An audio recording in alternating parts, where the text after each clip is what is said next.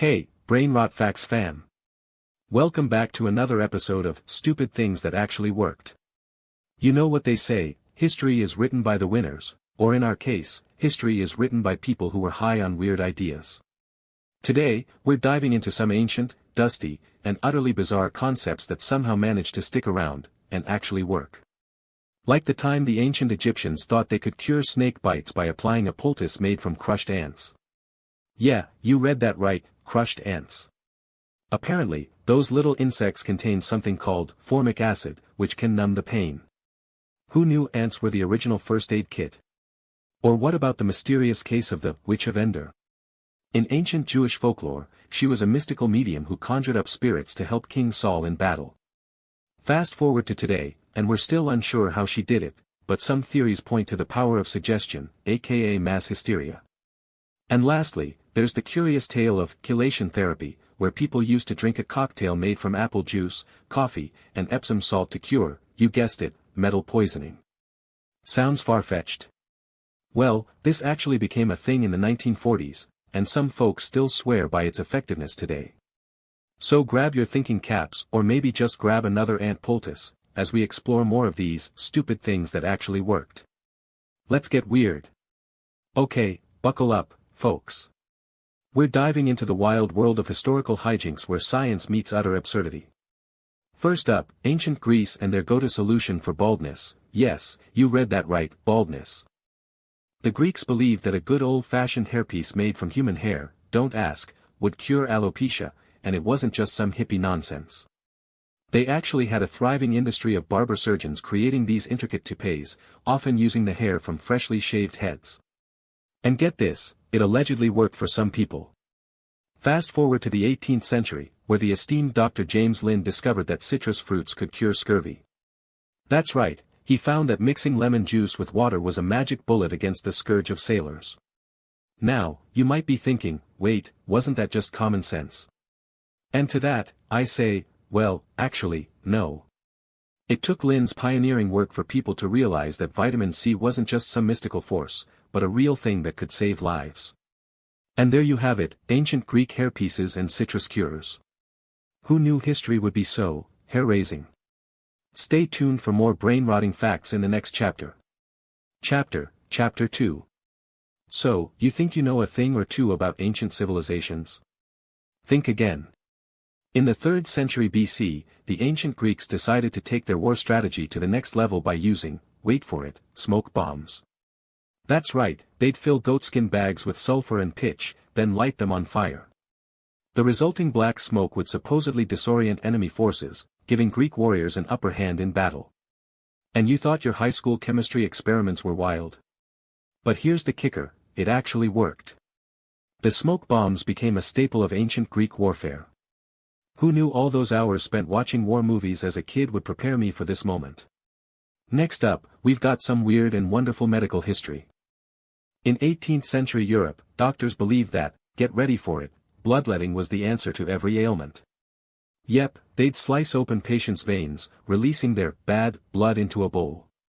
Sounds like something out of a medieval horror flick, right? But this practice was actually used to treat everything from headaches to syphilis. And people were so convinced it worked that it took until the late 19th century for medical professionals to start questioning its efficacy. I mean, what's next? Treating cancer with leeches and hope. Stay tuned for more mind-boggling facts in Chapter 3. You know the old saying, when life gives you lemons, make lemonade? Well, in ancient China, when life gave you a pimple, you made face powder. That's right, during the Ming Dynasty, 1368 to 1644, people used to collect and grind up crushed wasp nests to create a supposed acne treatment. The thinking was that the tiny insect hairs would absorb excess oil and reduce inflammation. Talk about going the extra mile for glowing skin. But hey, at least it wasn't as crazy as using the dried shells of snails to make snail powder, another ancient beauty treatment that supposedly helped with wrinkles. I mean, who needs Botox when you have slimy snail secrets? And if that's not wild enough, let me introduce you to the world of medieval medicine once more. This time, we're diving into the fascinating, not really, world of enemas. Yeah, you read that right, people used to fill their intestines with all sorts of weird and wonderful substances in hopes of curing everything from constipation to epilepsy. Like, who needs a colonoscopy when you can just pour a bucket of vinegar up your butt? So, buckle up, folks. We're just getting started on this wild ride through the annals of history, where stupidity somehow managed to succeed, or not. Stay tuned for more mind-boggling facts in Chapter 4. In the world of weird science, there was a time when people thought the solution to all their problems lay in the most unlikely of places, the electric chair. That's right, in the early 20th century, some doctors believed that getting a good shock could cure everything from headaches to arthritis. Apparently, the theory was that electricity would somehow recharge your batteries or stimulate your body's natural healing powers. Because, nothing says healing like a little electrocution. One doctor even went so far as to develop an entire treatment plan around it, which he called, and I'm not making this up, the electricity cure. But wait, it gets better. Some of these doctors actually started using the electric chair on their patients, including people with conditions like multiple sclerosis and Parkinson's disease. Because what could possibly go wrong when you're jolting someone's nervous system with high-voltage electricity? And yet, somehow, someway, some of these folks actually reported feeling better after getting zapped. Maybe it was the placebo effect, or maybe they just enjoyed the thrill of almost getting killed by electricity. Either way, this is definitely one of the most electrifying, chapters in our series on stupid things that somehow worked, or didn't. Stay tuned for more mind-boggling facts in Chapter 5. Chapter 5. You know what's even weirder than trying to cure people with electric shocks? Trying to treat people with, wait for it, trephining. That's right, folks, this ancient practice involved drilling a hole in someone's skull to release evil spirits, or whatever. I mean, who needs actual medicine when you can just make a few holes in your head? But here's the thing, it actually kind of worked. Like, people reported feeling better after getting trephined. Maybe it was the placebo effect, maybe it was because they were finally rid of that pesky demon possession, or maybe it was because their headaches just got worse and they forgot about the original problem.